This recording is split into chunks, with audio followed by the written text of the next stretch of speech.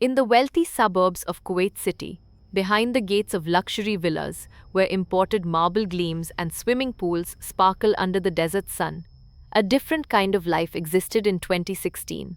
In the servants' quarters and basement rooms of these mansions, thousands of women from the Philippines worked as domestic helpers, their passports locked away, their movements controlled, their voices often silenced. Joanna Damafelis was one of them. At 29 years old, she had traveled thousands of miles from her hometown in the Philippines to work as a maid in Kuwait, drawn by the promise of wages 10 times higher than what she could earn back home. But on a warm day in November 2016, Joanna simply vanished from the luxurious villa where she worked. For over a year, her absence went unnoticed by authorities. No missing person report was filed. No investigation was launched. It was as if Joanna had never existed at all.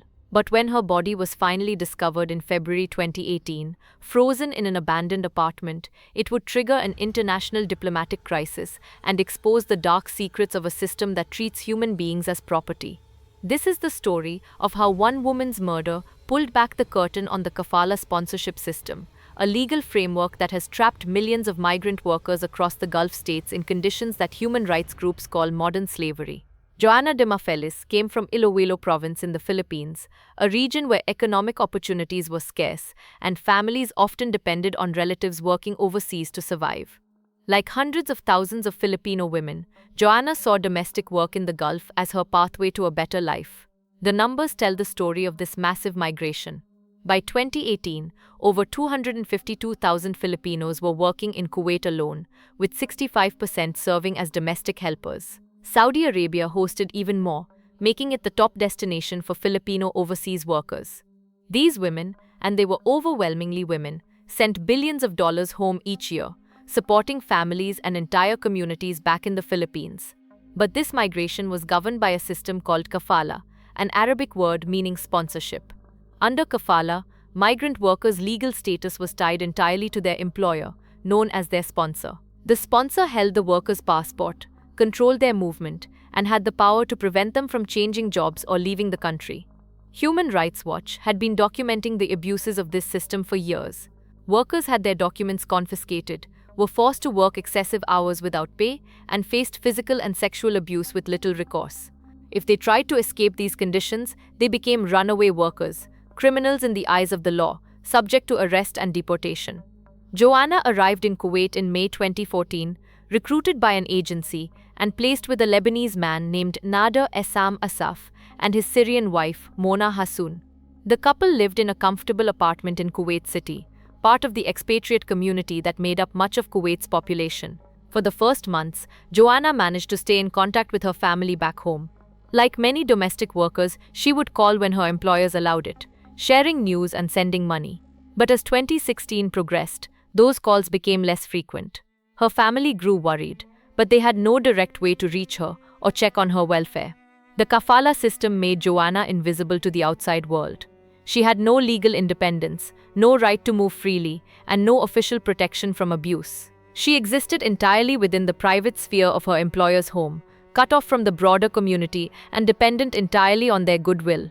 The exact details of what happened to Joanna Damafelis in her employer's home may never be fully known. What investigators would later piece together paints a horrifying picture of abuse, violence, and calculated cruelty. According to court documents and police reports, Joanna's ordeal began long before her death. Evidence would later suggest she had been tortured by her employers over an extended period. The couple Nader Asaf and Mona Hassoun had complete control over her life under the kafala system, and they used that power to subject her to systematic abuse. In November 2016, this abuse escalated to murder. Court testimony revealed that Joanna had been strangled to death, but not before enduring significant physical trauma. The brutality of the crime shocked even experienced investigators who had seen many cases of domestic worker abuse. But what made this crime particularly chilling was what happened next. Instead of reporting Joanna's death or attempting to cover it up by disposing of her body, Asaf and Hassoun made a coldly calculated decision. They placed Joanna's body in a freezer in their apartment, preserving the evidence of their crime. This wasn't a moment of panic or a desperate attempt to hide what they had done. It was a deliberate choice that suggested they felt completely protected by the system that had given them absolute power over Joanna's life. Under kafala, Domestic workers were often treated as property rather than people, and Asaf and Hassoon seemed to believe they could literally put their property on ice until they decided what to do with it. The couple continued living in the apartment with Joanna's frozen body for weeks. They went about their daily lives, received guests, and maintained their social activities, all while Joanna lay murdered in their freezer. It was a level of callousness that spoke to how completely dehumanized domestic workers had become in their eyes.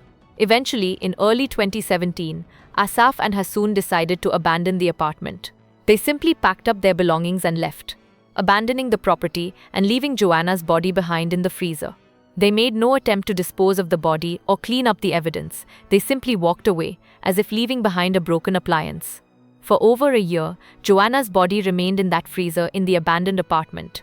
The building's utilities continued running, keeping the freezer operational and preserving the evidence of the crime.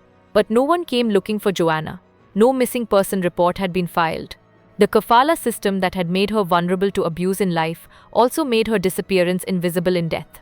The discovery of Joanna Dimophilis's body came by accident in February 2018, more than 15 months after her murder.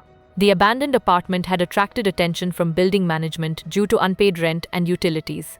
When maintenance workers entered the property, they made the gruesome discovery that would shock Kuwait and the Philippines. Initial police response was swift once the body was found. Kuwaiti authorities quickly identified the victim as Joanna Dimophilis through her personal documents, which had been left in the apartment. The state of preservation due to the freezer allowed forensic experts to determine that she had been murdered, likely by strangulation, and had suffered significant abuse before her death. The investigation revealed that Neder Essam Asaf and Mona Hassoon had fled Kuwait in early 2017, shortly after the murder. This presented immediate challenges for Kuwaiti law enforcement, as the suspects were now in different countries and beyond their immediate jurisdiction. However, the evidence left behind in the apartment was substantial. The preserved body, personal belongings, and traces of the suspect's presence provided a clear trail. Interpol was immediately contacted to issue international arrest warrants for both suspects. The case became a priority for multiple law enforcement agencies across the Middle East, as the brutal nature of the crime and its implications for the treatment of domestic workers had already begun attracting international attention.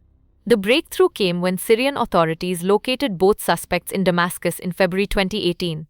Asaf, being Lebanese, was extradited to Lebanon, while his Syrian wife Mona Hassoon remained in Syrian custody. This development allowed the case to move forward, even though the suspects would ultimately be tried in absentia in Kuwait.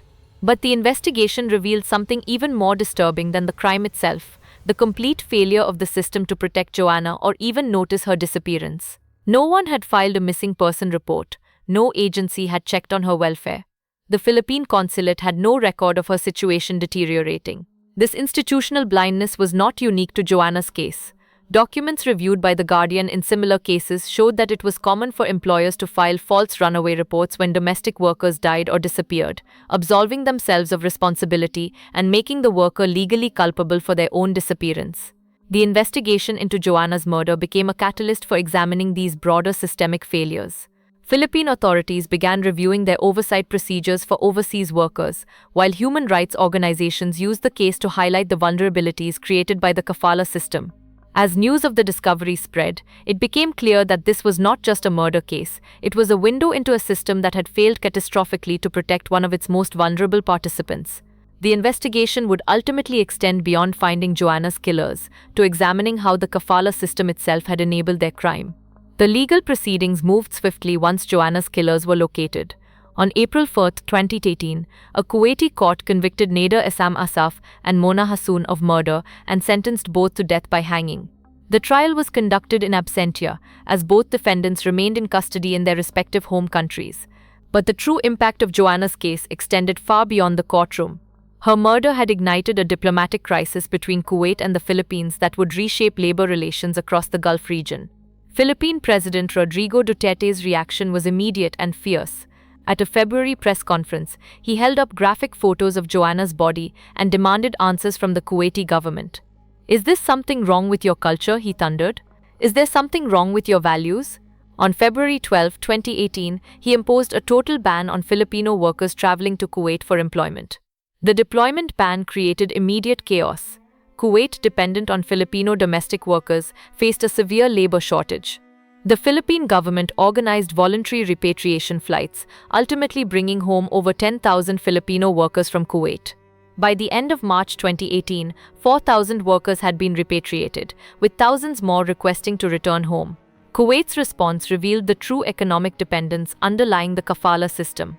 Within weeks, Kuwaiti officials announced plans to recruit Ethiopian domestic workers to replace the departing Filipinos, a move that human rights groups criticized as simply shifting exploitation from one vulnerable population to another. The crisis deepened in April when a video emerged showing Philippine embassy officials conducting rescue operations to help Filipino domestic workers escape abusive employers. Kuwait viewed this as a violation of its sovereignty and declared Philippine Ambassador Renato Vite persona non grata, demanding he leave the country within a week. But Joanna's death had created momentum that proved impossible to stop. International pressure mounted on Gulf states to reform the kafala system. Human Rights Watch, Amnesty International, and other organizations used her case to document the broader pattern of abuse facing domestic workers across the region. The turning point came on May 11, 2018, when Kuwait and the Philippines signed the Agreement on the Employment of Domestic Workers. This landmark deal established new protections that addressed many of the vulnerabilities that had made Joanna's murder possible. Under the agreement, employers could no longer confiscate workers' passports, a practice that had trapped countless women in abusive situations. Domestic workers gained the right to keep their mobile phones, enabling them to call for help or contact their families.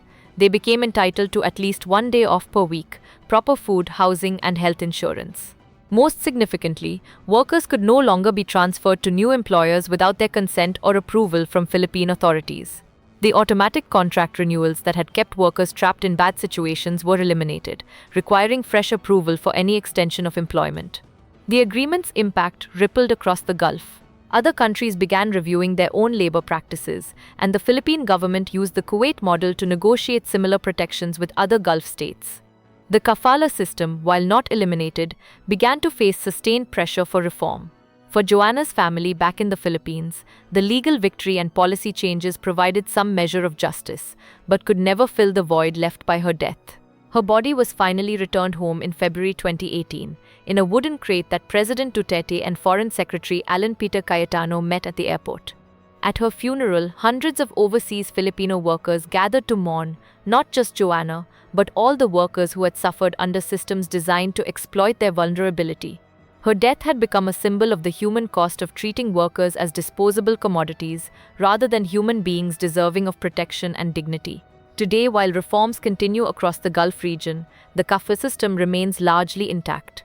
Millions of domestic workers still face restrictions on their movement, dependence on their employers for legal status, and vulnerability to abuse. But Joanna Damafilis's case created a precedent. Her murder could not be ignored, covered up, or forgotten.